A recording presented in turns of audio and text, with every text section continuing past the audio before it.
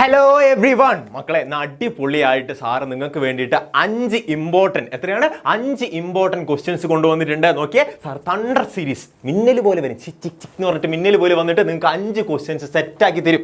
Okay അല്ലേ? കഴിഞ്ഞ ലൈവിൽ ടുവേഴ്സ് എ ബ്രൈറ്റ് ഫ്യൂച്ചർ, നല്ല നാളേക്ക് എന്ന് പറഞ്ഞാൽ ആ ചാപ്റ്റർ ശ്രദ്ധിച്ചിരുന്നവർക്ക്, ശ്രദ്ധിച്ച് മനസ്സിലാക്കിയവർക്ക് ഈ 5 ക്വസ്റ്റ്യൻ വളരെ നിസ്സാരമായിട്ട് നമുക്ക് എഴുതാൻ പറ്റും. സിമ്പിളാണ് മക്കളെ, വളരെ നിസ്സാരമായിട്ടുള്ള ഈ 5 ക്വസ്റ്റ്യൻ നിങ്ങൾക്ക് ഇമ്പോർട്ടൻ്റ് ആയിട്ട് എക്സാമിന് ചോദിക്കാൻ ചാൻസ് ഉള്ള ക്വസ്റ്റ്യൻസ് ആണ്. നോക്കിയാലോ, ഒന്നാമത്തെ ക്വസ്റ്റ്യൻ മക്കളെ എന്താണ്? What are the problems faced by the society and define social issues. 2 കാര്യമാണ് ചോദിച്ചിട്ടുള്ളത്. എന്താണ് ആ സോഷ്യൽ ഇഷ്യൂസ് ഏതൊക്കെയാണ്, അതുപോലെ സോഷ്യൽ ഇഷ്യൂസിനെ ഡിഫൈൻ ചെയ്യുക, അതിനെന്ത് ചെയ്യുക, നിങ്ങൾ വിവരിച്ചെഴുതുക. സിമ്പിൾ ആണ്. നോക്കിയേ, സമൂഹം അഭിമുഖീകരിക്കുന്ന പ്രശ്നങ്ങൾ എന്തൊക്കെയാണ്, അതൊരു ക്വസ്റ്റ്യൻ. സാമൂഹ്യ പ്രശ്നങ്ങളെ നിങ്ങൾ നിർവചിക്കുക.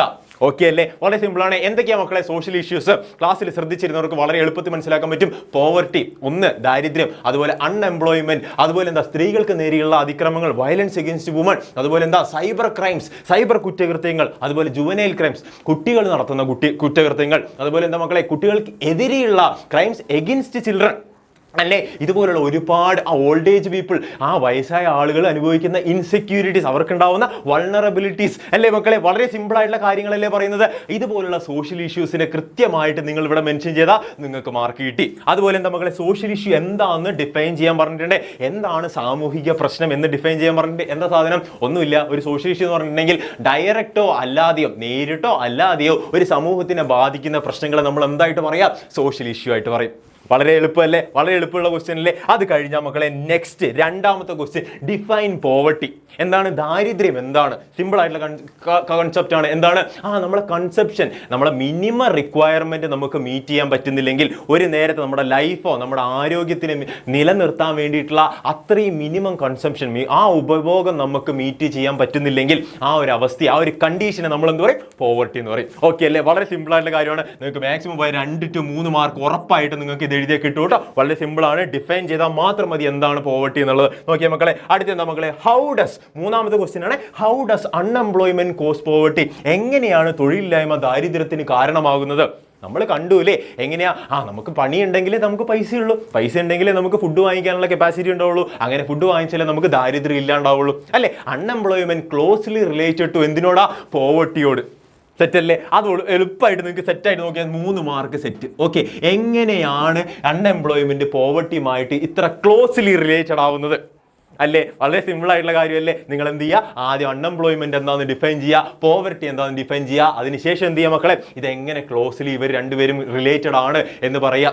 ഓക്കെ അല്ലേ? വളരെ സിമ്പിൾ ആയിട്ടുള്ള ക്വസ്റ്റ്യൻ അല്ലേ? 3 ക്വസ്റ്റ്യൻ കഴിഞ്ഞു. 4ാമത്തെ ക്വസ്റ്റ്യൻ മക്കളെ, identify the problems faced by the older people. വൃദ്ധജനങ്ങൾ അനുഭവിക്കുന്ന പ്രശ്നങ്ങൾ എന്തൊക്കെയാണ്? അവരെ നമ്മൾ ഒറ്റയ്ക്കാക്കിയിട്ട് പോകുമ്പോൾ അവരെ ലോൺലിനെസ് ഫീൽ ചെയ്യും അല്ലേ? അവർക്ക് എന്താ? ഏകാന്തത ഫീൽ ചെയ്യും. എന്താണ്? ലോൺലിനെസ് ഫീൽ ചെയ്യും. പിന്നെന്താ മക്കളെ സിമ്പിൾ ആയിട്ട് എന്താ വേറെ പറയാൻ പറ്റുന്നത്? സ്ട്രെസ് ഉണ്ടാവും അല്ലേ? അവർക്ക് എന്തുണ്ടാവും? സ്ട്രെസ് ഫീൽ ആവും. അതുപോലെ എന്താ? ഹെൽത്ത് ഇഷ്യൂസ് ഉണ്ടാവും. എന്താണ്? ഹെൽത്ത് ഇഷ്യൂസ് ഉണ്ടാവും. സ്വാഭാവികമായിട്ട് എന്തുണ്ടാവും? അവർക്ക് വേറെ പല പ്രശ്നങ്ങളും ഉണ്ടാവും. എന്താ? നമ്മളിങ്ങനെ സ്ട്രെസ്സും കാര്യങ്ങളൊക്കെ വരുമ്പോൾ സ്വാഭാവികമായിട്ട് അവർക്ക് എന്തുണ്ടാവും? ഹെൽത്ത് ഇഷ്യൂസ് ഉണ്ടാവും. അതുപോലെ എന്താ? Economic issues. എന്താണ്? എക്കണോമിക് ഇഷ്യൂസ് ഉണ്ടാവും. സാമ്പത്തികമായിട്ടുള്ള കുറേ ബുദ്ധിമുട്ടുകൾ കാര്യങ്ങൾ ആർക്കുണ്ടാവും?